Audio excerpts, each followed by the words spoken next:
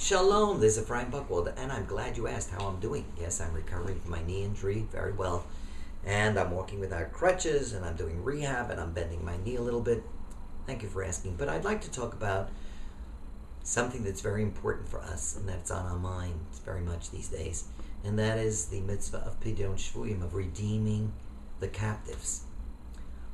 We are very concerned about the 3 young men who have been kidnapped in Israel, Gilad and Naftali and Eyal Yifrach, and we pray for their safe return.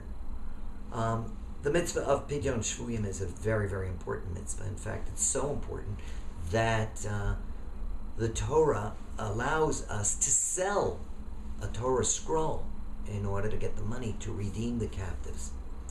One of the most famous captives was the Maharam of Rottenburg, Mayor of Rottenburg, who was the leading authority in Jewish law in the 13th century. And he was taken captive around the year 1286 by the German authorities and held for hostage. And he refused to allow himself to be redeemed because he felt that it would just up the ante. And he died in prison about 7 years later, and his body wasn't redeemed for another 14 years. So we ask ourselves, what can we do for these 3 young men? And there are a number of very important things that we can do. First of all, we have to be concerned for them and pray for them. And I'd like you all to pray every single day for them. And if you possibly can, say Psalm 121 and Psalm 130 for them every single day.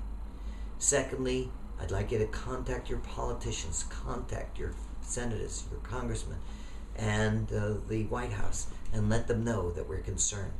Remember that Naftali Frankel is an American citizen, so the American government is already involved in this. Number 3, I'd like you to light candles for Shabbat.